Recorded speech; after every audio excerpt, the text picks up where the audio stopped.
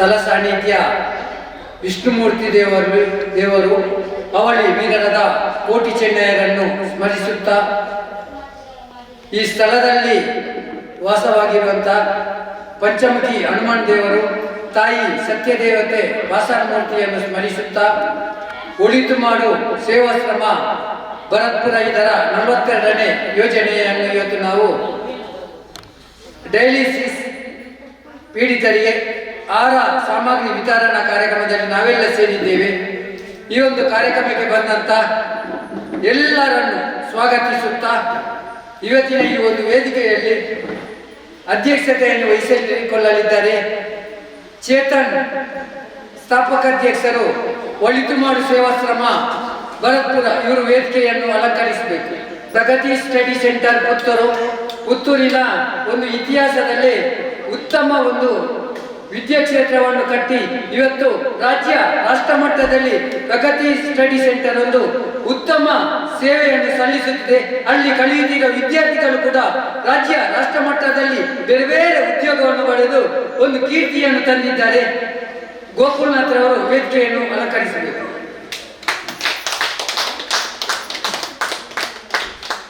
ಅವರ ಧರ್ಮಪತ್ನಿ ಹೇಮಲತರವರು ಇವರು ಕೂಡ ವೇದಿಕೆಯನ್ನು ಅಲಂಕರಿಸಬೇಕು.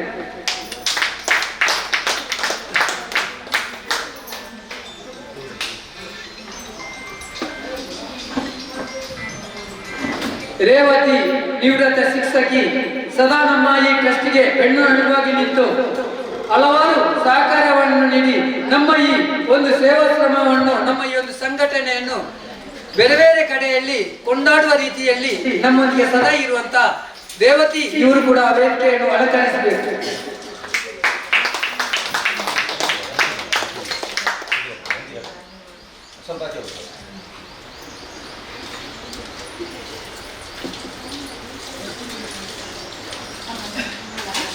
ಪ್ರವೀಣ್ ನಾಯ್ಕ್ ಕೇಬಲ್ ವಿಷ್ಣುಮೂರ್ತಿ ಯುವಕ ಮಂಡಲದ ಇದರ ಅಧ್ಯಕ್ಷರಾಗಿ ಈ ಒಂದು ಏರಿಯಾದಲ್ಲಿ ಹಲವಾರು ಸಾಮಾಜಿಕ ಹಾಗೂ ಸಾಮಾಜಿಕ ಸೇವೆಯನ್ನು ಮಾಡುತ್ತಾ ನಮ್ಮ ಒಳಿತು ಮಾಡು ಮನಸ್ಸ ಈ ಒಂದು ತಂಡವನ್ನು ಕೂಡ ಇಷ್ಟೊಂದು ಉತ್ತುಂಗಕ್ಕೆ ಏರಲು ಅವರು ಕಾರಣಕರ್ತರಾಗಿದ್ದಾರೆ.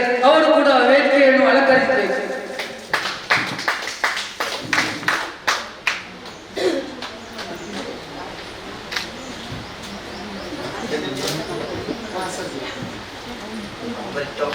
ಚೇತನ್ ಪುತ್ತೂರಿಯವರ ತಂದೆ, ಈ ಮನೆಯ ಯಜಮಾನರು ಸದಾ ನಮ್ಮೊಂದಿಗೆದ್ದು ಈ ಒಂದು ಚೇತನ್ ರವರು ಕಳೆದ 8 ವರ್ಷದಿಂದ ಈ ಒಂದು ಸೇವಾಶ್ರಮವನ್ನು ಬಹಳ ಮುನ್ನುಗ್ಗಿಸಲು ತಂದೆಯೂ ಕೂಡ ಕಾರಣ. ಅವರ ಅನುಗ್ರಹದಿಂದಲೇ ಈ ಒಂದು ಸಂಸ್ಥೆ ರಾಜ್ಯ ರಾಷ್ಟ್ರ ಮಟ್ಟದಲ್ಲಿ ಬೆಳೆಯುತ್ತಿದೆ. ಶ್ರೀಧರ್ ಮಡಿವಾಳರವರು ಕೂಡ ವೇದಿಕೆಯನ್ನು ಅಲಂಕರಿಸಬೇಕು.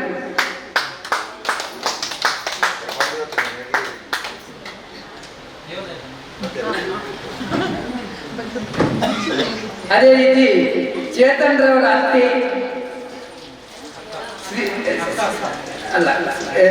ಚೇತನ್ ರವರ ಅತ್ತೆ, ಅದೇ ರೀತಿ ಶ್ರೀಧರ್ ಮಡಿವಾಳರವರ ಅಕ್ಕ, ಇವರು ರಾಧಾ ನಾರಾಯಣ ಬಾಳಿಲ್ಲ, ಇವರು ಕೂಡ ಬಯಸದೆ ಬಂದ ಬಗ್ಗೆ ಯಾವುದೋ ಒಂದು ಸೀಮಂತಗೆ ಹೋದವರು ಇವತ್ತು ತಮ್ಮನ ಮನೆಯಲ್ಲಿದ್ದಾರೆ. ಇವರು ಕೂಡ ವೇದಿಕೆಯನ್ನು ಆಶೀರ್ವಾದಬೇಕೆಂದು ನಾನು ವಿನಂತಿ ಮಾಡಿಕೊಳ್ಳುತ್ತಿದ್ದೇನೆ. ಒಳಿತು ಮಾಡುವ ಸೇವಾಶ್ರಮದ ಕಾರ್ಯದರ್ಶಿಯಾದಂಥ ಕಾವ್ಯರವರು ಕೂಡ ವೇದಿಕೆಯನ್ನು ಅಲಂಕರಿಸಬೇಕು.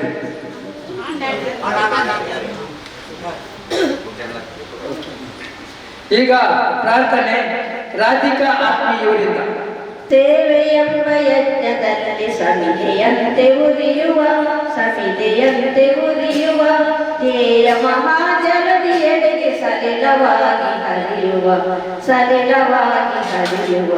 ಸೇವೆಯೆಂಬ ಯಜ್ಞದಲ್ಲಿ ಸಮಿತೆಯಂತೆ ಉರಿಯುವ ಲೋಕಹಿತದ ಕಾಯಕ ನಾಡಿಗ ಭಯದಾಯಕ ವ್ಯಕ್ತಿಯದ್ದಿಯಾಗಲೆಂದು ನೈಜ ರಾಷ್ಟ್ರ ಸೇವಕ ಸೇವೆಯೆಂಬ ಯಜ್ಞದಲ್ಲಿ ಸಮಿತೆಯಂತೆ ಉರಿಯುವ ಉಚ್ಚ ನೀಚ ಭೇದವ ಅಳಿಸಿ ದೂರಗೊಳಿಸುವ ರೊಚ್ಚ ರೋಷ ನೀಗುತ್ತಾ ಬಂಧು ಭಾವ ಬೆಳೆಸುವ ಹಚ್ಚಿ ಜ್ಞಾನ ದೀವಿಗೆ ಸುತ್ತ ಬೆಳಕ ಬೀರುವ ಹೆಚ್ಚಿನಿಂದ ಮುಂದೆ ಸಾಗಿ ಭರದಿ ಗುರಿಯ ಸೇರುವ ಸೇವೆಯೆಂಬ ಯಜ್ಞದಲ್ಲಿ ಸಮಿದೆಯಂತೆ ಉರಿಯುವ ಸಮಿದೆಯಂತೆ ಉರಿಯುವ ಸಮಿದೆಯಂತೆ ಉರಿಯುವ.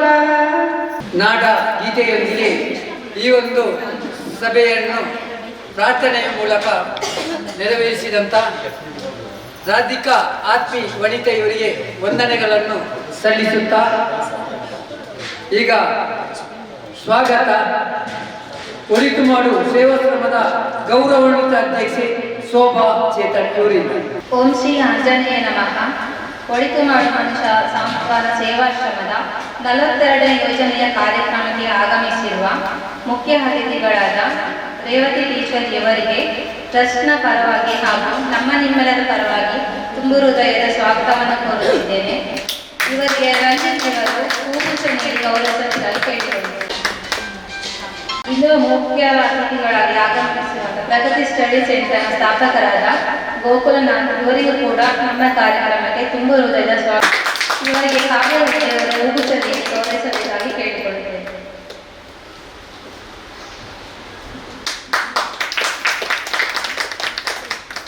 ಸೆಂಟರ್ ಸ್ಥಾಪಕರಾದ ಗೋಕುಲನಾಥ್ ಇವರ ಧರ್ಮಪತ್ನಿಯಾದ ಹೇಮಲತಾ ಮೇಡಮ್ ಇವರಿಗೂ ಕೂಡ ತುಂಬು ಹೃದಯದ ಸ್ವಾಗತವನ್ನು ಬಯಸುತ್ತಿದ್ದೇನೆ.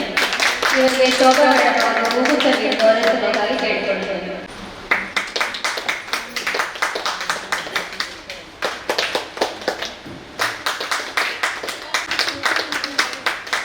ಕುಮಾರ್ ಇವರಿಗೂ ಕೂಡ ತುಂಬು ಹೃದಯದ ಸ್ವಾಗತ ಕೋರುತ್ತಿದ್ದೇನೆ. ಇವರಿಗೆ ಅಕ್ಷಿತಾ ಇವರು ಹೂಗುಚ್ಛ ನೀಡಿ ಗೌರವಿಸಬೇಕಾಗಿ ಕೇಳಿಕೊಳ್ಳುತ್ತಿದ್ದೇನೆ. ಬಯಸುತ್ತಾ ಈಗ ಈ ಒಂದು ಕಾರ್ಯಕ್ರಮದ ಉದ್ಘಾಟನೆಗೆ ಈ ಕಾರ್ಯಕ್ರಮವನ್ನು ಕೊಂಡೊಯ್ದಿದ್ದಾರೆ ಸೇರಿದ ಎಲ್ಲ ಅತಿಥಿಗಳು.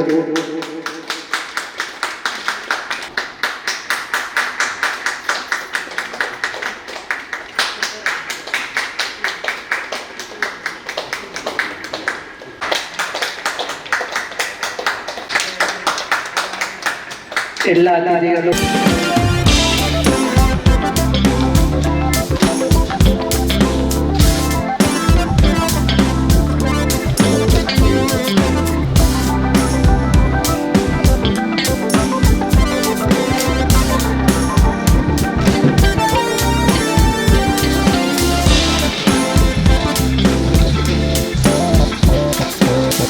ಸಲ್ಲಿಸುತ್ತಾ ಪ್ರಾಸ್ತಾವಿಕ ಮಾತಾಡಿ ಸೇವಾಶ್ರಮ ಕಳೆದ 9 ವರ್ಷದ ಹಿಂದೆ ಕೇವಲ ವಾಟ್ಸ್ಆಪ್ ಗ್ರೂಪ್ ಮಾಡುವ ಮೂಲಕ ಜನರಿಗೆ ಧನಸಹಾಯ ಮಾಡುವುದರ ಮೂಲಕ ಈ ಒಂದು ಸಂಸ್ಥೆ ಹುಟ್ಟುಕೊಂಡಿತು.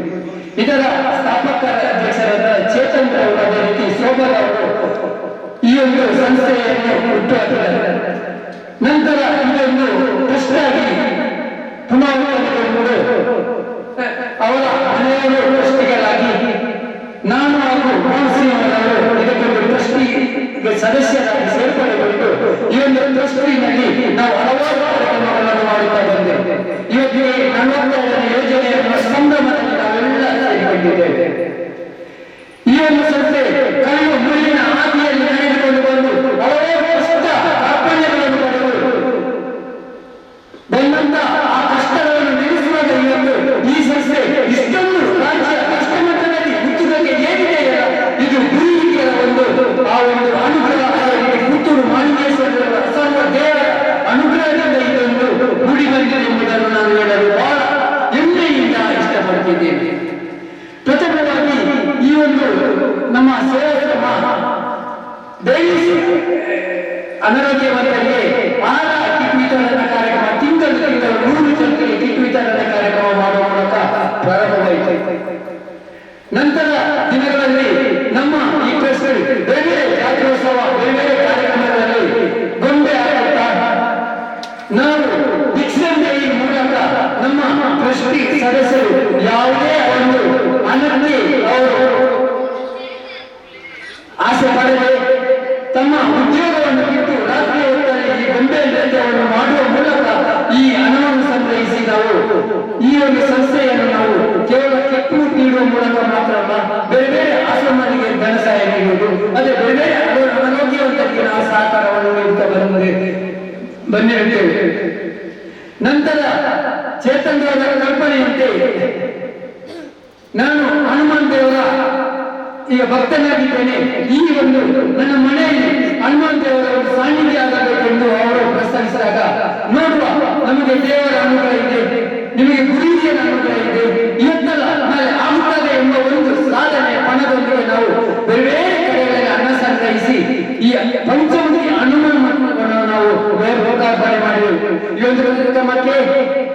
ತಾಲೂಕಿನ ಪ್ರತಿನಿಧಿಗಳು, ಸ್ವಾಮೀಜಿಗಳು, ರಾಜ್ಯದ ಹಲವಾರು ಪ್ರಮುಖರು ಈ ಒಂದು ನಮ್ಮ ಗೋಕರ್ಣಕ್ಕೆ ಬಂದು ಈ ಕಾರ್ಯಕ್ರಮವನ್ನು ಯಶಸ್ವಿಗೊಳಿಸಿದ್ದಾರೆ.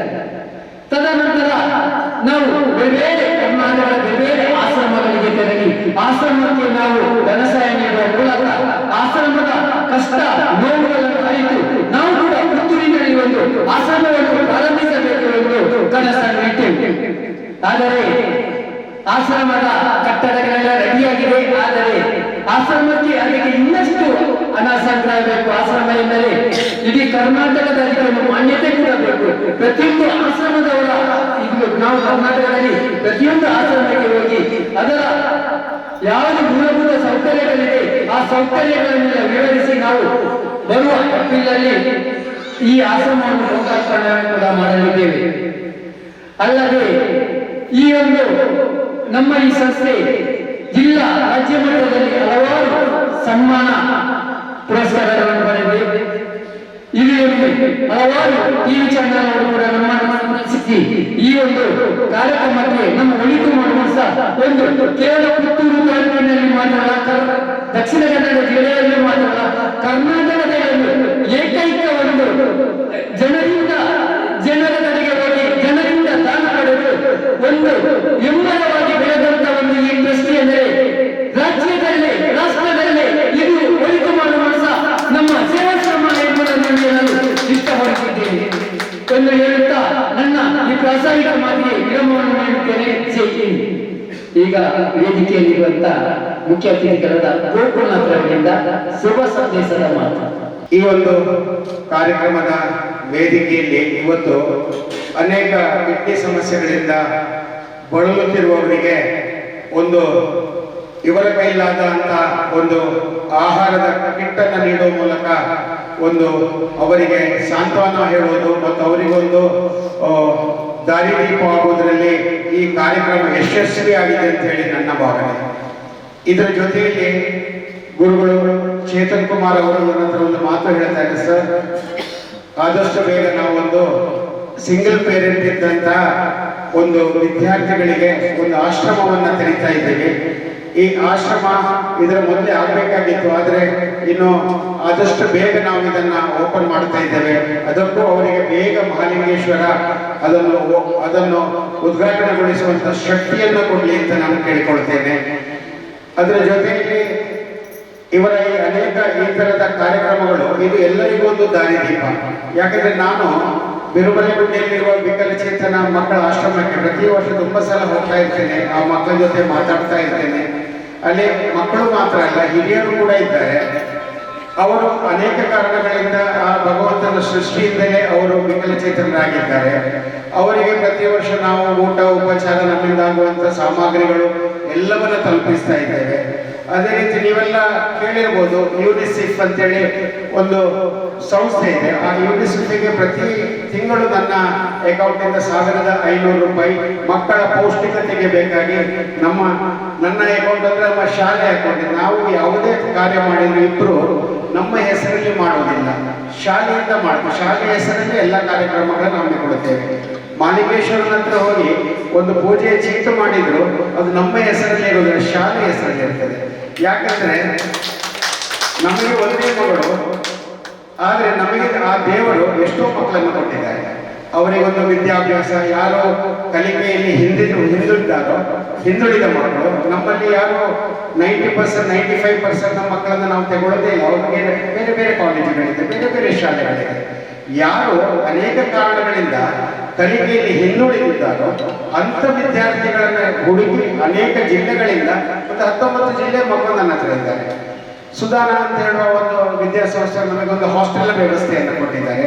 ಅದೇ ರೀತಿ ವಿಕ್ಟರ್ಸ್ ಅವರು ಹೆಣ್ಣು ಮಕ್ಕಳಿಗೆ ಹಾಸ್ಟೆಲ್ ಕೊಟ್ಟಿದ್ದಾರೆ. ಒಂದು 70-80 ಹೊರಗಿನ ವಿದ್ಯಾರ್ಥಿಗಳು ನಮ್ಮ ಹಾಸ್ಟೆಲ್ನಲ್ಲಿ ಇದ್ದಾರೆ. ಸೊ ಹೀಗೆ ಕಳೆದ 19 ವರ್ಷಗಳಿಂದ ನಾವು ಅನೇಕ ಜಿಲ್ಲೆಗಳಲ್ಲಿ ಮನೆ ಮಾತಾಗಿಬಿಟ್ಟಿದ್ದೇವೆ. ಕೊಡಗು ಅಂತೂ ಹೇಳುವುದೇ ಬೇಡ. ಸೊ ಈ ನಿಟ್ಟಿನಲ್ಲಿ ನಾನು ಗುರುಗಳ ಹತ್ರ ಹೇಳುವುದೇನಂತ ಹೇಳಿದ್ರೆ, ಅನೇಕ ಸಿಂಗಲ್ ಪೇರೆಂಟ್ ಮಕ್ಕಳು ನಮ್ಮಲ್ಲಿ ಕೂಡ ನಾವು ಉಚಿತ ಶಿಕ್ಷಣವನ್ನು ಕೊಡ್ತಾ ಇದ್ದೇವೆ. ಉಚಿತ ಶಿಕ್ಷಣವನ್ನು ಕೊಟ್ಟು ಅವರನ್ನು ನಾವು ಕಲಿಸ್ತಾ ಇದ್ದೇವೆ. ಅವರು ಬರೀ SLCಗೆ ಬಂದರೆ ಅವರು ಡಿಗ್ರಿವರೆಗೂ ನಾವು ಕಲಿಸುವ ಅಂದರೆ ಸರ್ಕಾರಿ ಡಿಗ್ರಿ ಕಾಲೇಜುಗಳಲ್ಲಿ ಪ್ರವೇಶವನ್ನು ಮಾಡಿಸಿ ಅಲ್ಲಿ ಅವರಿಗೆ ಡಿಗ್ರಿ ಕೂಡ ಕಂಪ್ಲೀಟ್ ಮಾಡಿಸಿ ಕಳಿಸ್ತಾ ಇದ್ದೇವೆ. ಈ ವರ್ಷ ಒಬ್ಬಳು ರಿಯಾನಾ ಬಾನು ಅಂತ ಹೇಳುವ ಒಂದು ಹುಡುಗಿ, ಸಿರ್ಸಿಯ ಹುಡುಗಿ, ಅವಳು 10ನೇ ಕ್ಲಾಸು ಫೇಲ್ ಆಗಿ ನಮ್ಮ ಹತ್ರ ಬಂದಿದ್ದು. ಅವಳು 10ನೇ ನಮ್ಮಲ್ಲಿ ಕಂಪ್ಲೀಟ್ ಮಾಡಿ ನಂತರ ದ್ವಿತೀಯ PUC ಕಂಪ್ಲೀಟ್ ಮಾಡಿ ಈ ವರ್ಷ ಮಹಿಳಾ ಡಿಗ್ರಿ ಕಾಲೇಜ್ ತಾಲೂಕು ಆಫೀಸ್ ಇತ್ತು ಹಳೆತ್ತು, ಅಲ್ಲಿ ಮಹಿಳಾ ಡಿಗ್ರಿ ಕಾಲೇಜ್ ಅಲ್ಲಿ ಅವಳಿಗೆ ಅಡ್ಮಿಷನ್ ಮಾಡಿ ನಮ್ಮ ಹಾಸ್ಟೆಲಲ್ಲಿ ಉಚಿತವಾಗಿ ನಾವು ಅವಳನ್ನ ಓದಿಸ್ತಾ ಇದ್ದೇವೆ. ಇಲ್ಲಿ ಜಾತಿ ಮತ ಭೇದ ಯಾವುದೂ ಇಲ್ಲ, ಇಲ್ಲಿ ಮನುಷ್ಯತ್ವಕ್ಕೆ ಮಾತ್ರ ಬೆಲೆ ಕೊಡುವಂತ ಈ ಸಂಸ್ಥೆ ಅಂತ ಹೇಳಲಿಕ್ಕೆ ಇಷ್ಟಪಡ್ತಾ ಇದ್ದೇನೆ. ಈ ಅವಕಾಶಕ್ಕಾಗಿ ವಂದಿಸುತ್ತಾ ಥ್ಯಾಂಕ್ ಯು ವಂದನೆ. ಈಗಾಗಲೇ ಮುಖ್ಯ ಅತಿಥಿಯಾಗಿ ನಮ್ಮನ್ನು ಉದ್ದೇಶಿಸಿ ಮಾತಾಡಿದಂತಹ ಗೋಕುಲ್ನಾಥ್ ಅವರು ಕೇವಲ ಶಿಕ್ಷಣ ಕ್ಷೇತ್ರವನ್ನು ಮಾತ್ರ ಬೆಳೆಸುವುದಲ್ಲ, ಅವರು ಸಾಮಾಜಿಕ ಕ್ಷೇತ್ರದಲ್ಲೂ ಇವತ್ತು ಪುತ್ತೂರಿನಲ್ಲಿ ಬಹಳ ಒಂದು ಉನ್ನತ ಒಂದು ಹೆಸರನ್ನು ಗಳಿಸಿದ್ದಾರೆ. ಇತ್ತೀಚೆಗೆ ನಾನು ಏನೋ ಒಂದು ಬಂಗಾರದ ದಿನಗಳು ಶೂಟಿಂಗಿಗೆ ಇವರಲ್ಲಿ ಸಲಹೆಯನ್ನು ಕೇಳಿಕೆ ಗಿರಿಸ್ಬೇಡಿ ಅಡ್ಕ ಮತ್ತು ನಾನು ಇವರಲ್ಲಿ ಮಾತಾಡ್ಲಿಕ್ಕೆ ನಮಗೆ ಸ್ವಲ್ಪ ಹೆದರಿಕೆ ಆಯ್ತು. ಇವರನ್ನು ನೋಡುವಾಗ ಇವರ ಆಫೀಸ್ಗೆ ಹೋಗುವಾಗ ನಮ್ಗೆ ಹೆದರಿಕೆ ಆಯ್ತು. ಆವಾಗ ಅಲ್ಲಿರುವ ಸಿಬ್ಬಂದಿಗಳೇ ಹೋಗಿ ಸರ್ ಒಳಗೆ ಮಾತಾಡಿ ಅಂತ. ಇವರ ಕಾರ್ಯಕ್ರಮದಲ್ಲಿ ನಾನು ಬೇರೆ ಬೇರೆ ಗೌರವಾಚರಣೆದಲ್ಲಿ ಎಲ್ಲ ಸೇರಿಕೊಂಡಿದ್ದೆ. ಇವರು ಮಾತಾಡಿದ್ದಾರೆ. ಇವರು ಆಫೀಸ್ಗೆ ಹೋಗುವಾಗ ನನಗೆ ಸ್ವಲ್ಪ ಹೆದರಿಕೆ ಆಯ್ತು. ನನಗೆ ಕ್ಲಾಸ್ ಹೋಗ್ಬೇಕಿತ್ತು. ಅದಕ್ಕೆ ಗಿರಿಸ್ಬೇಡಿ ಅಡ್ಕ ಅವರು ಹೇಳಿದ್ರು, ಹೋಗುವ ಮಾತಾಡುವ, ಅದರ ಒಳಗೆ ಹೋಗಿ ಮಾತನಾಡುವಾಗ ಇವರ ಮಾತುಗಳೆಂದರೆ ಅದು ಚಿನ್ನದ ಮುತ್ತಿನಂತೆ. ಅಷ್ಟೊಂದು ಪ್ರೀತಿಯಿಂದ ಮಮತೆಯಿಂದ ನಮ್ಮನ್ನು ಸ್ವಾಗತಿಸಿದ್ದಾರೆ. ಕೊನೆಗೆ ನೀವು ಚಾ ಕುಡಿತಿದ್ದೀರಾ, ಚಾ ಕುಡಿತೀರಾ, ಈ ಮಾತನ್ನು ಕೂಡ ಹೇಳಿದ್ದಾರೆ. ಅವತ್ತು ದಿನ ನಾವು ಅಲ್ಲಿ ಶೂಟಿಂಗ್ ಕೂಡ ಮುಗಿಸಿ ಬಂದೆವು.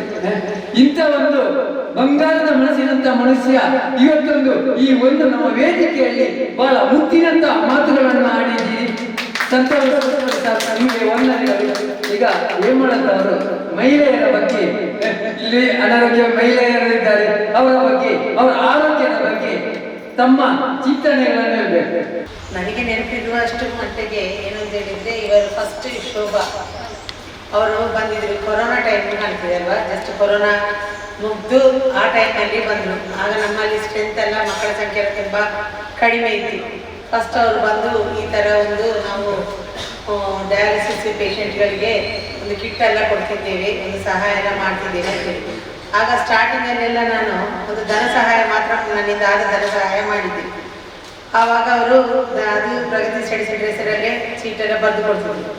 ಮತ್ತೆ ಮತ್ತೆ ಕಾಲದಲ್ಲಿ ಅವರು ಬಂದು ಹೇಳಿದರು, ಮೇಡಮ್ ದುಡ್ಡಿಗಿಂತ ಅವರಿಗೆ ನಾವು ಈ ಥರ ಅಕ್ಕಿ ವಿತರಣೆ ಮಾಡ್ತಾ ಇದ್ದೇವೆ, ನೀವು ಪ್ರತಿ ತಿಂಗಳು ನಮಗೆ ಅಕ್ಕಿ ಕೊಟ್ಟರೆ ಉತ್ತಮ ಅಂತೇಳಿ.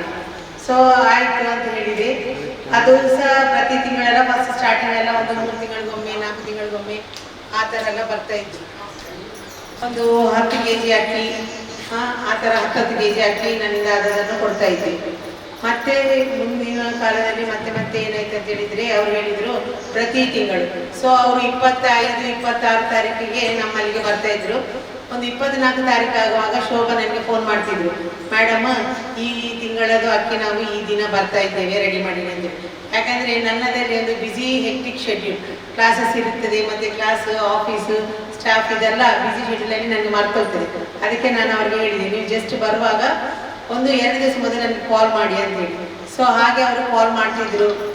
ಆವಾಗಲಿಂದ ಈಗಿನವರೆಗೆ ಪ್ರತಿ ತಿಂಗಳು ಅವರು ಕಾಲ್ ಮಾಡಿ ಬರ್ತಾ ಇದ್ರು. ಪ್ರತಿ ತಿಂಗಳು ನಾನು ಅಕ್ಕಿಯನ್ನು ಕೊಡ್ತಾ ಇದ್ದೇನೆ. ಸೊ ಅವರು ಮೊನ್ನೆ ಬಂದು ಈ ಥರ ನಮ್ಮದೊಂದು ಪ್ರೋಗ್ರಾಮ್ ಉಂಟು, ನೀವು ಬರಬೇಕು ಅಂತ ಹೇಳಿದ್ದಾರೆ.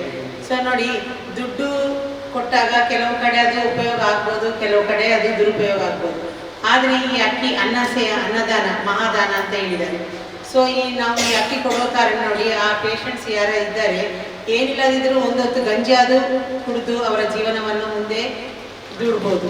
ಸೊ ಆ ಉದ್ದೇಶದಿಂದ ನನ್ನಿಂದ ಆದ ಸಹಾಯ ನಾನು ಮಾಡ್ತಾ ಇದ್ದೇನೆ. ಇವಾಗ ನೋಡಿ, ಇಲ್ಲಿ ಬಂದು ನಾವು ಇದನ್ನೆಲ್ಲ ನೋಡಿದ್ದೇನೆ, ನಾನು ಇದು ಕೆಲವು ವಿಚಾರವನ್ನು ಇಲ್ಲಿ ಗಮನಿಸಿದ್ದೇನೆ. ಸೊ ಇನ್ನು ಮುಂದಿನ ಕಾಲದಲ್ಲಿ ಇವರು ಈ ಒಂದು ಸಭೆ ಸಮಾರಂಭ ಎಲ್ಲ ಮಾಡುವಾಗ ಇವರಿಗೆ ಏನು ಬೇಕು ಅನ್ನೋದು ನಾನು ಇಲ್ಲಿ ಗುರುತಿಸಿದ್ದೇನೆ. ಸೊ ಅದನ್ನು ಇನ್ನು ಮುಂದಿನ ದಿವಸಗಳಲ್ಲಿ ನನ್ನ ಕೈಯಿಂದ ಆದ ಒಂದು ಕೆಲವು ಸಹಾಯಗಳನ್ನು ನಾನು ಮಾಡಬೇಕಂತೇಳಿ ಖಂಡಿತ ಮಾಡ್ತೇನೆ. ಸೊ ದೇವರು ಎಲ್ಲರಿಗೂ ಆರೋಗ್ಯ ಕೊಡಲಿ ಅಂತ ಆಶಿಸುತ್ತಾ ನನ್ನ ಮಾತುಗಳು. ವಿದ್ಯಾಸಂಸ್ಥೆ ಕೂಡ ಇವತ್ತು ಹೆಮ್ಮರವಾಗಿ ಬೆಳೆಯುತ್ತಿದೆ. ಮುಂದಿನ ದಿನಗಳಲ್ಲಿ ನಿಮ್ಮ ಸ್ಟಡಿ ಸೆಂಟರ್ ಕೂಡ ಸರ್ ವಿವೇಕಾನಂದ ಕಾಲೇಜಿನಾಗಿ, ಅದೇ ರೀತಿ ಫಿಲೋಮಿನಾ ಕಾಲೇಜ್ ಕಾಲೇಜಿನಾಗೆ ಮೂಡಿ ಬರಲು ಪುತ್ತೂರಿನಲ್ಲಿ 3ನೇ ಸಂಸ್ಥೆಯಾಗಿ ನೀವು ಆ ಮಾಳಿಂಗೇಶ್ವರನ ಅನುಗ್ರಹದಿಂದ ಇಲ್ಲಿ ಸಣ್ಣ ಸನ್ನಿಧಿ ಹನುಮಾನ್ ದೇವರು, ಅದೇ ರೀತಿ ತಾಯಿ ಸತ್ಯದೇವತೆ ಪಾರಸನ್ಮೂರ್ತಿಯ ಅನುಗ್ರಹ ನಿಮಗೆ ಸದಾ ಇರಲಿ ಎಂದು ಹಾರೈಸುತ್ತಾ ಮೇಡಮ್ ವಂದನೆಗಳು. ಈಗ ಕೊಡುವಂತ ಮನಸ್ಸು ಯಾರಿಗೆ ಬರುವುದಿಲ್ಲ, ತೆಗೆದುಕೊಳ್ಳುವ ಮನಸ್ಸುಗಳು ಜಾಸ್ತಿ ಇದೆ. ಅದರಿಂದಲೇ ಭಾರತ ದೇಶ ಜಗದ್ಗುರು ಆಗಲು ಸಾಧ್ಯವಿಲ್ಲ. ಯಾವಾಗಲೂ ನಮಗೆ ಕೊಡುವ ಅಂತ ಮನಸ್ಸು ಜನತೆಗೆ ಮೂಡಿ ಬಂದರೆ ಮಾತ್ರ ನಮ್ಮ ಭಾರತ ದೇಶವನ್ನು ಜಗದ್ಗುರು ಎಂದು ಕರೆಯಬಹುದು. ಅಂತ ಕೇಳದೆ ಕೊಡುವಂತ ಒಂದು ಅಕ್ಕ ಎಂದರೆ ಅದು ರೇವತಿ ಅಕ್ಕ. ಕಳೆದ 8 ದಿನಗಳಿಂದ ಈ ಒಂದು ಸಂಸ್ಥೆಯ ಹಲವಾರು ಕಷ್ಟಗಳನ್ನು ಅವರು ನೋಡಿ ಈ ಸಂಸ್ಥೆಯ ಬಗ್ಗೆ ಹಲವಾರು ಜನಗಳಲ್ಲಿ ಮಾಹಿತಿ ಕೇಳಿ ಒಮ್ಮೆ 70,000 ರೂಪಾಯಿ ಕೊಡುಗೆಯನ್ನು ನೀಡಿದ ನಿವೃತ್ತ ಶಿಕ್ಷಕಿ, ಅದೇ ರೀತಿ ನಮ್ಮ ಈ ಒಂದು ಸಂಸ್ಥೆಗೆ ಬೆನ್ನೆಲುಬಾಗಿ ಸದಾ ನಿಂತಿರುವಂತ ರೇವತಿ ನಿವೃತ್ತ ಶಿಕ್ಷಕರಿಂದ ಮನದಾಳದ ಮಾತುಗಳು. ಎದುರಿಗೆ ಕುಳಿತಿರುವಂತಹ ಎಲ್ಲ ಮಹಿಳೆಯರನ್ನು ಮಹನೀಯರನ್ನು ನಮಸ್ಕರಿಸುತ್ತಾ ಒಂದೆರಡು ಮಾತುಗಳಿಗೆ ಹೇಳಿ ಇಷ್ಟಪಡ್ತೇನೆ. ನಾನು ಅವರು ಹೇಳಿದಾಗೆ 1-2 ಸಲ ಕೊಟ್ಟಿದ್ದೇನೆ ಅಷ್ಟೇ, ಹೆಚ್ಚು ಕೊಟ್ಟಿಲ್ಲ. ಯಾಕಂದರೆ ನಾನು ಆಶ್ರಮ ಆಗ್ತಕ್ಕಂತ ಮೊದಲೇ ಹೇಳಿದ್ದಾರೆ. ಅದರಿಂದ ನೋಡುವ ಆಶ್ರಮಕ್ಕಾಗುವಾಗ ನೋಡುವ ಅಂತ ಹೇಳಿ ಹಾಗೆ ಅವರು ಹೊಗಳಿ ಅಂತ ಕೇಳಿಸಿದ್ರು. ಮತ್ತೆ ಒಂದು ಸಿನಿಮಾದಲ್ಲಿ ಅವರು ನನಗೆ ಪರಿಚಯ ಇಲ್ಲ, ಅವರು ಸಿನಿಮಾ ಮಾಡ್ತಾರೆ, ಅದರಲ್ಲಿ ಮಾಡಿದ್ದಾರೆ ಹಾಗೆ ಪರಿಚಯ. ಮತ್ತು ಇಲ್ಲಿ ನನ್ನ ಅಣ್ಣ ಎಲ್ಲ ಇದಕ್ಕೆ ಹಣ ಕೊಟ್ಟಿದ್ದಾರೆ. ಮತ್ತು ನನಗೆ ಇದರ ಬಗ್ಗೆ ಎಷ್ಟು ಪ್ರಸಿದ್ಧ ಆದರೂ ಕೂಡ ಸೋತು ಗೆಲ್ಲುವಾಗ ಕೇಳಿಕೊಳ್ಬೇಕಂತ ಹಾಗೆ ನಾನು ಕೇಳಿಕೊಂಡು ಬರ್ತೀನಿ. ಕೆಲವೊಂದು ಎಂಥದ್ದು ವ್ಯವಸ್ಥೆ ಆಗ್ತದೆ, ಯಾಕಂದರೆ ಬೇರೆ ಕಡೆಯಲ್ಲಿ ಕೊಟ್ಟು ರಶೀದಿ ಇಲ್ಲದೆ ಅವರ ಸ್ವಂತ ಖರ್ಚಿಗೆ ಹಾಕಿದ್ದು ನನಗೆ ಗೊತ್ತಾಗಿದೆ. ಹಾಗೆ ಇದು ಹೇಗೆ ಖರ್ಚಾಗ್ತದೆ ತಿಳ್ಕೊಳ್ಳುವಂಥದ್ದು ಎಲ್ಲರಿಗೂ ಹೇಳೋದು, ತಿಳ್ಕೊಳ್ಳೋದು ಇಷ್ಟು ಒಳ್ಳೆಯದು. ಹಾಗೆ ಇದು ಒಳ್ಳೆ ಕೆಲಸವನ್ನು ಮಾಡ್ತಾ ಉಂಟು, ಕಷ್ಟಪಡ್ತಾರೆ, ತುಂಬ ಕಷ್ಟಪಡ್ತಾರೆ ಇದಕ್ಕೋಸ್ಕರ ಅಂತ ಗೊತ್ತಾಯ್ತು. ಹಾಗೆ ಇದಕ್ಕೆ ಒಳ್ಳೆಯದಾಗಲಿ, ಅಭಿವೃದ್ಧಿಯಾಗಲಿ, ಬೇರೆ ಬೇರೆ ಕೆಲಸಗಳನ್ನು ಹಮ್ಮಿಕೊಡ್ತಾರೆ, ದೇವರುಗಳಿದ್ದಾರೆ, ದೇವರಿದ್ದಾರೆ. ಮತ್ತು ಜನರು ಕೂಡ ಹಾಗೆ ಯಾರೂ ದೂರುವುದಿಲ್ಲ, ಒಳ್ಳೆಯ ಕೆಲಸ ಮಾಡ್ತಾರೆ, ಕಷ್ಟಪಡ್ತಾರೆ ಅಂತ ಹೇಳ್ತಾರೆ. ಇದರ ಸದುಪಯೋಗವನ್ನು ಪಡ್ಕೊಳ್ಳಿ, ಮತ್ತು ಆದಷ್ಟು ಆರೋಗ್ಯವನ್ನು ನೋಡಿಕೊಳ್ಳಿ, ದೇವರ ಆರೋಗ್ಯವನ್ನು ಕೊಡಿ. ಒಳ್ಳೆಯದಾಗಿ ಒಂದೆರಡು ಮಾತುಗಳನ್ನು ಹೇಳಿ ತಿಳಿಸ್ತೇನೆ. ಇದಕ್ಕೆ ಮೊದಲಾಗಿ ನಾವು ಟ್ರಸ್ಟ್ ಸದಸ್ಯರೆಲ್ಲರೂ ಬೇರೆ ಬೇರೆ ನೀರು ಗೊಬ್ಬರದ ಹಾಕಿದಾಗೆ ನಾವೆಲ್ಲ ಕೈಯಿಂದ ಕೈ ಸೇರಿಕೊಂಡಿದ್ದೇವೆ.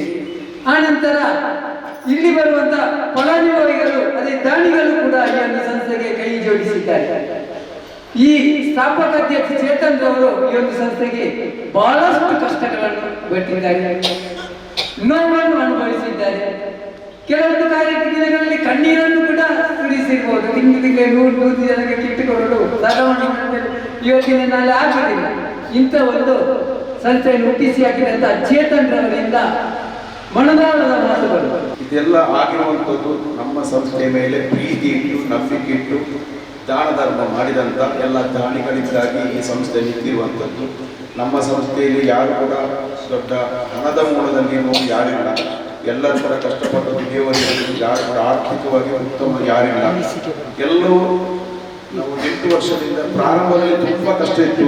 ನಮ್ಮ ಸಂಸ್ಥೆಗೆ 10 ರೂಪಾಯಿ ಕೊಡಲಿಕ್ಕೆ ನಿಮಗೆ ನೋಡ್ತಿದ್ದು, ಆದರೆ 50, 100, 500, 1000 ರೂಪಾಯಿ ತನಕ 70,000 ತನಕ ಕೊಡುವ ತನಕ ದಾಳಿಗಳನ್ನು ನಡೆಸಿದ್ರು.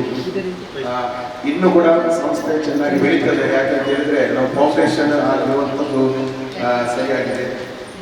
ಹೀಗಾಗಿ ನಾನು ಸಂಸ್ಥೆ ಪ್ರಾರಂಭ ಮಾಡಿದ ಕೂಡ ಈ ಸಂಸ್ಥೆಯನ್ನು ಮುನ್ನಡೆಸಲಿಕ್ಕೆ ನನ್ನ ಧರ್ಮಕ್ಕೆ ಸಂಪೂರ್ಣ ಅಧಿಕಾರ ಎಲ್ಲ ಒಳಗೆ ಬಿಟ್ಟಿದ್ದೇನೆ. ಯಾಕೆಂದ್ರೆ ನನಗೊಂದು ಆಸಕ್ತಿ ಹೇಳಿದ್ರೆ ಎಷ್ಟೋ ಜನ ಎಷ್ಟೋ ಸಂಸ್ಥೆಗಳು ಬರ್ತವೆ, ಹುಟ್ಟುತ್ತವೆ, ಮುಚ್ಚಿದವೆ. ಆದರೆ ನಮ್ಮದು ಆ ಥರ ಆಗಬಾರ್ದು. ನಾನಿಲ್ಲದೆ ಕೂಡ ನಮ್ಮ ಸಂಸ್ಥೆ ನಡಿಬೇಕು ಅಂತ ಉದ್ದೇಶದಿಂದ ನಾನು ನಮ್ಮ ತಂಡದ ಮಹಿಳೆಯರಿಗೆ ಈ ಸಂಸ್ಥೆಯನ್ನು ನಡೆಸಲಿಕ್ಕೆ ಕೊಟ್ಟಿದ್ದೇನೆ. ಅವರು ಚೆನ್ನಾಗಿ ನಡೆಸಿಕೊಂಡು ಬರ್ತಿದ್ದಾರೆ. ನನಗೆ ಸ್ವಲ್ಪ ಆಧ್ಯಾತ್ಮಿಕದಲ್ಲಿ ಆಸಕ್ತಿ ಇರುವ ಕಾರಣ ನಾನು ನನ್ನ ಗಮನವನ್ನು ಆ ಕಡೆ ಇಟ್ಟಿದ್ದೇನೆ. ಯಾಕಂತ ಹೇಳಿದ್ರೆ ಏಕಕಾಲದ 2 ಕಡೆ ಕೆಲಸ ಮಾಡಲಿಕ್ಕೆ ಯಾರಿಗೂ ಸಾಧ್ಯ ಇಲ್ಲ. ನಾನು ಆಧ್ಯಾತ್ಮಿಕದಲ್ಲಿ ಹೋಗಿರುವ ಕಾರಣ ನನಗೆ ಅಲ್ಲಿ ಸಿಕ್ಕಿದ ಜ್ಞಾನದಲ್ಲಿ ಏನಂತ ಹೇಳಿದ್ರೆ ಪ್ರತಿಯೊಬ್ಬರು ಕೂಡ ಈ ಭೂಮಿಗೆ ಬಂದಿರುವಂಥದ್ದು ನಾವು ಹಿಂದಿನ ಜನ್ಮದಲ್ಲಿ ಮಾಡಿರುವಂತಹ ಕೆಟ್ಟ ಕರ್ಮ ಒಳ್ಳೆಯ ಕರ್ಮದ ಅನುಸಾರವಾಗಿ ನಾವು ಈ ಜನ್ಮಕ್ಕೆ ಬಂದಿರ್ತೇವೆ. ಯಾಕಂತ ಹೇಳಿದ್ರೆ ಪ್ರತಿಯೊಂದು ನಾವು ಎಲ್ಲರೂ ದೇವರದ ಒಂದು ಅಂಶ, ಅಂದ್ರೆ ಪರಮಾತ್ಮ. ಈಗ ನಾವು ಆತ್ಮಗಳು, ನಮ್ಮೊಳಗೆ ಆತ್ಮ ಇರುವುದು, ನಾವು ಪರಮಾತ್ಮನ ಒಂದು ಅಂಶ. ಪ್ರತಿಯೊಂದು ಆತ್ಮಕ್ಕೆ ಕೂಡ ಒಂದೊಂದು ಜನ್ಮದಲ್ಲಿ ಯಾವ ರೀತಿ ಬದುಕಬೇಕು ಅಂತ ಮೊದಲೇ ಗೊತ್ತಿರ್ತದೆ. ಅದೇ ತರ ಬಡತನದಲ್ಲಿ ಬೇರೆ ಬೇರೆ ಕೆಲಸ ಏನೆಲ್ಲ ಮಾಡಬೇಕು, ಕಾಯಿಲೆ ಅಂತ ಹೇಳಿದ್ರೆ ಆ ಕಾಯಿಲೆಯನ್ನು ಅನುಭವಿಸಲಿಕ್ಕೆ ಬಂದಿರ್ತಾರೆ. ಪ್ರತಿಯೊಂದು ಹಿಂದಿನ ಜನ್ಮದ ಕರ್ಮಾನುಸಾರ ಆಗಿರುವಂಥದ್ದು. ಹಾಗಾಗಿ ಯಾರು ಕೂಡ ನಿಮ್ಗೆ ಏನೇ ಅನಾರೋಗ್ಯ ಏನೇ ಸಮಸ್ಯೆ ಬಂದರೂ ನೀವು ಅದಕ್ಕೆ ವ್ಯಕ್ತಪಡ್ತೀರಿ. ಆ ನೋವನ್ನು ಅನುಭವಿಸಿ, ಫಸ್ಟಿಗೆ ಅನುಭವಿಸಿ ಹೇಳಿ, ನಾನೀಗ ಅನುಭವಿಸಿದ್ದೇನೆ, ನನ್ನ ಸ್ವೀಕಾರ ಮಾಡಿದ್ದೇನೆ ಆ ನೋವನ್ನು, ನನಗೆ ಈ ನೋವು ಇನ್ನೂ ಸಾಕು, ಬಿಡುಗಡೆ ಕೊಡು ಅಂತ ನಾವು ಆ ನೋವಿಗೆ ಕೇಳಿಕೊಳ್ತೇವೆ. ನಾವು ಆ ಕರ್ಮಕ್ಕೆ ಬೈಬಾರ್ದು, ಅಯ್ಯೋ ನನಗೆ ಈ ಥರ ಆಯಿತು ಅಂತ. ಆದರೆ ನಾವು ಯಾವಾಗ ಅದನ್ನು ಒಪ್ಪಿಕೊಂಡು ಸ್ವೀಕಾರ ಮಾಡಿದಾಗ ನಮಗೆ ಶಾಂತಿ ಸಿಗ್ತದೆ. ಮತ್ತೆ ಪ್ರತಿಯೊಂದು ಎಲ್ಲರಾದಷ್ಟು ಒಳ್ಳೆಯದನ್ನೇ ಮಾಡಿ ಕೆಟ್ಟದನ್ನು ಮಾಡಲಿಕ್ಕೆ ಹೋದರೆ ಅದನ್ನು ನಾವು ಖಂಡಿತವಾಗಿ ಅನುಭವಿಸ್ತೇವೆ. ಈ ಜನ್ಮಕ್ಕೆ ಅನುಭವಿಸಲಿಕ್ಕೆ ಆಗಲಿಲ್ಲ, ಮುಂದಿನ ಜನ್ಮಕ್ಕಾದರೂ ನಾವು ಬರ್ತು ನಾವು ಅದನ್ನು ಅನುಭವಿಸಲೇಬೇಕು. ಕರ್ಮದ ಸಿದ್ಧಾಂತ ಅದೇ ರೀತಿ ಇರುವಂಥದ್ದು. ಎಲ್ಲರಾದಷ್ಟು ದಾನ ಧರ್ಮ ನೀವು ತಗೊಳ್ಳೋದು ಮಾತ್ರ ಅಲ್ಲ, ನೀವು ಇನ್ನೊಬ್ಬರಿಗೆ ನಿಮ್ಮಿಂದ ಆದ ದುಡ್ಡಿನ ಮುಖಾಂತರ ಅಲ್ಲ, ಚಿಕ್ಕ ಚಿಕ್ಕ ಸಹಾಯ ಪ್ರತಿಯೊಬ್ಬರು ಮಾಡಿ. ಅಂದರೆ ನೀವು ಸಹಾಯ ನಿಮ್ಮಿಂದ ತಗೊಂಡವರೇ ನಿಮಗೆ ಸಹಾಯ ಮಾಡ್ತಾರೆ ಅಂತಲ್ಲ, ನಿಮಗೆ ಬೇರೆ ಯಾರಾದರೂ ಸಹಾಯ ಮಾಡ್ತಾರೆ ಅಂತ ಇನ್ನೊಬ್ಬರಿಗೆ ನೀವು ಉಪಕಾರ ಮಾಡೋದನ್ನು ಯಾರು ಕೂಡ ಬಿಡಬೇಡಿ. ನಮಗೆ ಹೇಗೆ ದಾನಿಗಳು ಕೊಟ್ಟಿದ್ದಾರೆ ಅದನ್ನು ನಾವು ನಿಮಗೆ ಕೊಟ್ಟಿದ್ದೇವೆ, ನೀವು ಕೂಡ ಅದೇ ರೀತಿ ನಿಮ್ಮಿಂದ ದುಡ್ಡಿನ ಮುಖಾಂತರ ಬೇರೆ ಬೇರೆ ಸಹಾಯ ಇನ್ನೊಬ್ಬರಿಗೆ ಮಾಡ್ತಾ ಹೋಗುತ್ತೆ. ಆಗ ಖಂಡಿತ ನಿಮಗೆ ಕೂಡ ದೊಡ್ಡ ಮಟ್ಟದ ಸಹಾಯ ಎಲ್ಲರೂ ಸಿಗ್ತಾರೆ. ಹಾಗೆ ನಾನು ಪ್ರತಿದಿನ ನಮ್ಮ ಹನುಮಂತ ದೇವರಲ್ಲಿ, ಸತ್ಯದೇವತೆ ಕಲ್ಲೂರು ಅಮ್ಮನಲ್ಲಿ ಪ್ರತಿದಿನ ಬೇಡಿಕೊಳ್ಳುವುದು ಎರಡೇ. ಒಂದು, ನಮ್ಮ ಸಂಸ್ಥೆಗೆ ದಾನ ಧರ್ಮ ಮಾಡಿದವರಿಗೆ ಒಳ್ಳೆಯದಾಗಲಿ, ಅವರಿಗೆ ಯಾವುದೇ ಕಷ್ಟ ಬರದಾಗೆ ದೇವರು ಒಳ್ಳೆ ಅವರಿಗೆ ಹೊಂದಿಕೊಳ್ಳಿ, ಅನ್ನದಾನದ ಫಲ ಕೊಡಲಿ ಅಂತ ನಾನು ದೈವದ ಹತ್ರ ಬೇಡಿಕೊಳ್ತೀನಿ. ಅದೇ ರೀತಿ ನಮ್ಮ ಸಂಸ್ಥೆಯಲ್ಲಿ ಕೆಲಸ ಮಾಡಿ ಹೋಗ್ತಾರೆ ಅವರಿಗೆ ಕೂಡ ಬೇಡಿಕೊಳ್ತೇನೆ. ಯಾಕೆಂದ್ರೆ ನಾನು ಎಲ್ಲರಿಗೂ ಒಳ್ಳೆದಾಗಿ ಅಂತ ಬೇಡಿಕೊಳ್ಳೋದು. ಯಾಕೆಂದ್ರೆ ಸಂಸ್ಥೆ ಮಾಡಿ ನಂತರ ಸ್ವಾರ್ಥಕ್ಕೆ ನಾವು ಬೇಡಿಕೊಳ್ಬಾರ್ದು. ದೇವರ ಎಲ್ಲರಿಗೆ ಒಳ್ಳೆದಾಗಬೇಕು ಅಂತ ಹೇಳಿದ್ರೆ ನಾವು ಕೂಡ ಒಳ್ಳೆದನ್ನು ಹೇಳ್ತೇವೆ. ಹಾಗೆ ಈ ಸಂಸ್ಥೆಯನ್ನು ನನ್ನ ಧರ್ಮಪತ್ನಿ ಅವರು ಮುನ್ನಡೆಸಿದ್ದಾರೆ. ನಾನೀಗ ಯಾವುದಕ್ಕೆ ಈಗ 3-4 ಕಾರ್ಯಕ್ರಮಕ್ಕೆ ನಾನು ಇಲ್ಲ ಇದ್ದಂತ ಅಂದರೆ ನನಗೆ ಖುಷಿ, ನಾನಿಲ್ಲದಿದ್ದರೂ ಕಾರ್ಯಕ್ರಮ ಆಗ್ತಂತ ಅಂತ. ನನಗೆ ವೇದಿಕೆ ಬೇಡ ಅಂತ ಇರೋದು, ಈಗ ನನಗೆ ಗೊತ್ತಿಲ್ಲದೆ ಸರ್ಕಾರ ವೇದಿಕೆ ನನಗೆ ಮೊದಲಿಂದ ನಾನೇ ಕೂತ್ಕೊಂಡಿದ್ದರು, ಸಾಕಾಗಿದೆ ನನಗೆ. ಹಾಗೆ ನಾನು ಅವಕಾಶ ಕೊಟ್ಟರು, ಇನ್ನು ಅವರೇ ಮಹಿಳೆಯರು ನಡೆಸ್ಕೊಂಡು ಹೋಗಿ ನಾನು ಸ್ವಲ್ಪ ಆಧ್ಯಾತ್ಮದಿಂದ ಸ್ವಲ್ಪ ನೆಮ್ಮದಿ ಬೇಕು, ಯಾವುದು ಬೇಡ ಅಂತ ಆಗಿದೆ. ಆದರೆ ಆಧ್ಯಾತ್ಮಕ್ಕೆ ಹೋದ ಕೂಡಲೇ ನನಗೆ ಅದೇ ಬರೋದಿಲ್ಲ ಫಸ್ಟಿಗೆ, ಯಾವುದು ಬೇಡ ಅಂತ. ಆದರೆ ಯಾವುದು ಬೇಡ ಹೇಳಿದ್ರೆ ದೇವರೆಲ್ಲ ಕೊಟ್ಟು ಹೋಗ್ತಾರೆ. ಎಲ್ಲರಿಗೆ ಧನ್ಯವಾದ. ಮಾತಾಡಲಿಕ್ಕೆ ಅವಕಾಶ ಕೊಡ್ತಾರೆ. ದೇವಸ್ಥಾನಗಳು ಅದೇ ರೀತಿ ಧಾರ್ಮಿಕ ಕೇಂದ್ರಗಳಿಗೆ ಪ್ರವಾಸ ಮಾಡಿ ಆಧ್ಯಾತ್ಮಿಕದ ಬಗ್ಗೆ ಬಹಳ ಚಿಂತನೆಯನ್ನು ಮಾಡುತ್ತಿದ್ದಾರೆ. ಅಲ್ಲದೆ ಅವರು ಈ ಒಂದು ಬೆಳೆಸಿದಂತಹ ಸಸಿ ಇವತ್ತು ಸುಮಾರು 42 ಯೋಜನೆ ಮೂಲಕ 60 ಲಕ್ಷಕ್ಕೂ ಮಿಕ್ಕಿ ಈ ಒಂದು ಸಂಸ್ಥೆಯಿಂದ ನಾವು ಈಗಾಗಲೇ ಫಲಾನುಭವಿಗಳಿಗೆ ಯೋಜನೆ ನೀಡಿದ್ದೇವೆ. ಇದೊಂದು ಸರ್ಕಾರ ಮಾಡುವ ಕೆಲಸವನ್ನು ಈ ಒಂದು ಸಂಸ್ಥೆ ಮಾಡಿದೆ ಅಂತ ಹೇಳಲಿಕ್ಕೆ ನಾನು ಬಹಳ ಹೆಮ್ಮೆ ಪಡುತ್ತಾ, ಈಗ ಫಲಾನುಭವಿಗಳಾದ ಚಂದ್ರಕಲರವರು ಅವರ ಅನಿಸಿಕೆಯನ್ನು ತಿಳಿಸಬೇಕು. ನಾನು ಬೆಳ್ತಂಗಡಿ ತಾಲೂಕು ವಿಳಂಚಿಲ ಗ್ರಾಮದಿಂದ ಬಂದಿದ್ದೇನೆ. ನನ್ನ ಗಂಡನಿಗೆ 15 ವರ್ಷದಿಂದ ಮರದಿಂದ ಬಿದ್ದು ಸ್ಪೈನಲ್ ಕಾರ್ಡ್ ಇಂಜುರಿ ಆಗಿ ಅವರು ಮಲಗಿದಲ್ಲೇ ಇದ್ದಾರೆ. ಹಾಗೆ ಆ ಕಡೆ ಈ ಕಡೆ ಎಲ್ಲ ಹೋಗ್ಲಿಕ್ಕೆ ಆಗುದಿಲ್ಲ. ನಾನು ಒಬ್ಬಳೇ ದುಡಿದು ಮನೆಯನ್ನು ನಿಭಾಯಿಸುವಂತಹ ಪರಿಸ್ಥಿತಿ ನಮ್ಮದು.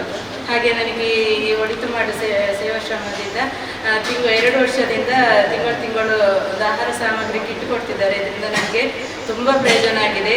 ಹಾಗೆ ಅವರು ಸಹ ಅವರ ಸದಸ್ಯರೆಲ್ಲರೂ ಬಿಸಿಲು ಮಳೆ ಗಾಳಿ ಅಂತ ಹೇಳದೆ ಎಲ್ಲ ಊರೂರಿಗೆ ಹೋಗಿ ಎಲ್ಲ ಹಣ ಸಂಗ್ರಹ ಮಾಡಿ ಅವರು ಕೊಡುವಂಥ ಅಕ್ಕಿ ಎಲ್ಲ ಸಂಗ್ರಹ ಮಾಡಿ ನಮ್ಮಂಥ ಫಲಾನುಭವಿಗಳಿಗೆ ನೀಡ್ತಿದ್ದಾರೆ. ಅವರಿಗೆ ಆ ದೇವರು ಒಳ್ಳೆ ಆರೋಗ್ಯ ಭಾಗ್ಯ ಕೊಟ್ಟು ಕಾಪಾಡಲಿ ಅಂತ ಕೇಳಿಕೊಳ್ತಾ ನನ್ನ 2 ಮಾತುಗಳನ್ನು. ಅದು ಕೇವಲ ಅಗ್ಗದಿಂದಲೇ ಇದ್ದರೆ ಅದು ಚಂದ ಕಾಣುವುದಿಲ್ಲ. ಆ ಸರಕ್ಕೆ ಸರಿಯಾದ ಮಣಿಗಳು ಬಿದ್ದರೆ ಮಾತ್ರ ಆ ಒಂದು ಸರ ನೋಡಲು ಸುಂದರವಾಗಿರ್ತದೆ. ಅದೇ ರೀತಿ ಈ ಒಳಿತು ಮಾಡುವ ಮನಸ್ಸಕ್ಕೆ ಕೇವಲ ಅಗ್ಗ ಚೇತನ್ರವರು, ಅದೇ ರೀತಿ ಸಬರವರು, ಅದೇ ಮುದ್ದು ಮಣಿಗಳಾಗಿರುವವರು ಒಳಿತು ಮಾಡುವ ಮನಸ್ಸದ ಸೇವಾ ಕಾರ್ಯಕರ್ತರು. ಈ ಮುದ್ದು ಮಣಿಗಳು ಇವತ್ತು ನಮ್ಮೊಂದಿಗೆ ಎಲ್ಲ ಸೇರಿದ್ದಾರೆ. ಮೊತ್ತ ಮೊದಲಾಗಿ ಈ ಮುತ್ತುಮಣಿಗಳು ಈ ಒಂದು ಸೇವಾ ಟ್ರಸ್ಟ್ ಅನ್ನು ಇಲ್ಲಿಯವರೆಗೆ ಕೊಂಡೊಯ್ದಿದ್ದಾರೆ. ಇನ್ನು ಮುಂದೆಯೂ ಹೊಸಬ್ಬರು ಮುತ್ತುಮಣಿಗಳು ಈ ಸಂಸ್ಥೆಗೆ ಸೇರಲಿದ್ದಾರೆ. ಇದರ ಮುಂದೆ ಈ ಮುತ್ತುಮಣಿಗಳು ಇಲ್ಲಿ ನಮ್ಮ ಸಂಸ್ಥೆಯಲ್ಲಿ ಇದೀಗ ಬೇರೆ ಉನ್ನತ ಉದ್ಯೋಗದಲ್ಲಿ ಕೂಡ ಇದ್ದಾರೆ. ಇದೆಲ್ಲ ನಮ್ಮ ಹೆಮ್ಮೆ ವಿಷಯ ಇರುತ್ತಾ. ಈಗ ಕಿಟ್ ವಿತರಿಸುವಂತ ಕಾರ್ಯಕ್ರಮ, ಫಲಾನುಭವಿಗಳು 5 ಜನ ಬರಬೇಕು. ವೇದಿಕೆಯಲ್ಲಿ ಅತಿಥಿಗಳು ಈ ಕಿಟ್ ಅನ್ನು ವಿತರಿಸಿದ್ದಾರೆ.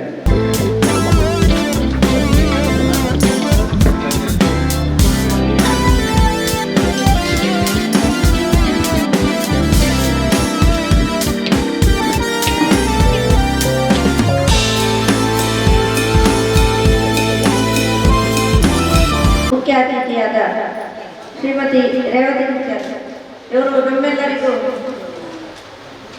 ಒಂದು ಒಳ್ಳೆಯ ಸಂದೇಶವನ್ನು ಪ್ರತಿ ಸಲ ಬರುವಾಗ ಒಳ್ಳೆಯ ಸಂದೇಶವನ್ನು ಕೊಡುತ್ತಿದ್ದಾರೆ. ಹಾಗೆ ಕೊಡುಗೆ ತಾಯಿ ಕೂಡ ಇಂಥ ಅಮ್ಮ ನಮಗೆ ಸಿಗಬೇಕಾದರೆ ನಾವು ಕೂಡ ಪುಣ್ಯ ಮಾಡಿರಬೇಕು.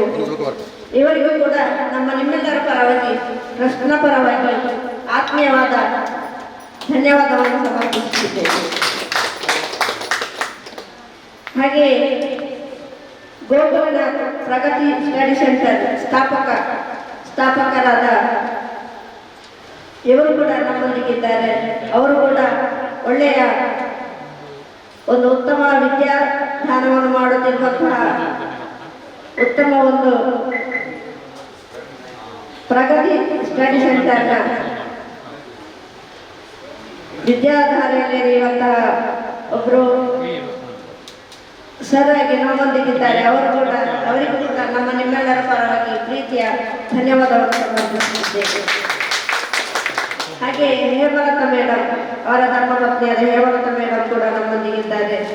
ಇವರಿಗೂ ಕೂಡ ನಮ್ಮ ನಿಮ್ಮೆಲ್ಲರ ಪರವಾಗಿ ಪ್ರೀತಿಯ ಧನ್ಯವಾದವನ್ನು ಸಮರ್ಪಿಸುತ್ತಿದ್ದೇವೆ. ಹಾಗೆ ನಮ್ಮೊಂದಿಗೆ ನಮ್ಮ ಸ್ಥಾಪಕ ಅಧ್ಯಕ್ಷರು ಶ್ರೀತಾ ಚೇತನ್ ಸರ್, ಇವರು ನಮ್ಮೊಂದಿಗಿದ್ದಾರೆ. ಅವರಿಗೂ ಕೂಡ ನಮ್ಮ ನಿಮ್ಮೆಲ್ಲರ ಪರವಾಗಿ ಪ್ರೀತಿಯ ಧನ್ಯವಾದವನ್ನು ಸಮರ್ಪಿಸುತ್ತಿದ್ದೇವೆ. ಹಾಗೆ ನಮ್ಮೊಂದಿಗೆ ರಾಧಾ ಮಡಿವಾಳ, ಇವರು ಕೂಡ ನಮ್ಮೊಂದಿಗಿದ್ದಾರೆ. ಇವರಿಗೂ ಕೂಡ ನಮ್ಮ ನಿಮ್ಮೆಲ್ಲರ ಪರವಾಗಿ ಪ್ರೀತಿಯ ಧನ್ಯವಾದವನ್ನು ಸಮರ್ಪಿಸುತ್ತಿದ್ದೇವೆ. ಹಾಗೆ ಬಂದಂಥ ಎಲ್ಲ ಫಲಾನುಭವಿಗಳಿಗೂ ನಮ್ಮ ನಿಮ್ಮೆಲ್ಲರ ಪರವಾಗಿ ಅತ್ಯಂತ ಪ್ರೀತಿಪೂರ್ವಕ ಧನ್ಯವಾದ. ಹಾಗೆ ನಮ್ಮೊಂದಿಗೆ ಪ್ರತಿ ಕಾರ್ಯಕ್ರಮದಲ್ಲೂ ಕೃಷ್ಣಪ್ಪ ಕಲಾವಿದ, ಇವರು ನಮ್ಮೊಂದಿಗೆ ಕೈ ಜೋಡಿಸುತ್ತಿರುವ ಅತ್ಯಂತ ಉತ್ತುಂಗ ಒಂದು ಒಳ್ಳೆಯ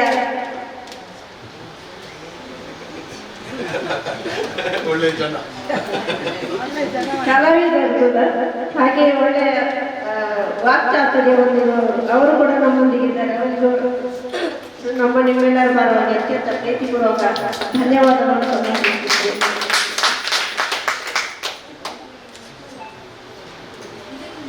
ಹಾಗೆಯೇ ಝೂಮ್ ಟಿವಿನ ಶ್ರೇಯಸ್, ಇವರು ನಮ್ಮೊಂದಿಗಿದ್ದಾರೆ. ಅವರಿಗೂ ನಮ್ಮ ನಿಮ್ಮೆಲ್ಲರ ಪರವಾಗಿ ಟ್ರಸ್ಟ್ನ ಪರವಾಗಿ ಅತ್ಯಂತ ಪ್ರೀತಿಪೂರ್ವಕ ಧನ್ಯವಾದಗಳು. ಹಾಗೆ ಸುದ್ದಿ ಬಿಡುಗಡೆಯ ಸಂಪಾದಕರಿಗೂ ನಮ್ಮ ನಿಮ್ಮೆಲ್ಲರ ಪರವಾಗಿ ಪ್ರೀತಿಪೂರ್ವಕ ಧನ್ಯವಾದಗಳು. ಛಾಯಾಚಿತ್ರಗಾರರಾದ ರಘು ಶೆಟ್ಟಿ ನಮ್ಮೊಂದಿಗಿದ್ದಾರೆ. ಅವರಿಗೂ ಟ್ರಸ್ಟ್ನ ಪರವಾಗಿ ನಮ್ಮ ನಿಮ್ಮೆಲ್ಲರ ಪರವಾಗಿ ಪ್ರೀತಿಪೂರ್ವಕ ಧನ್ಯವಾದಗಳು.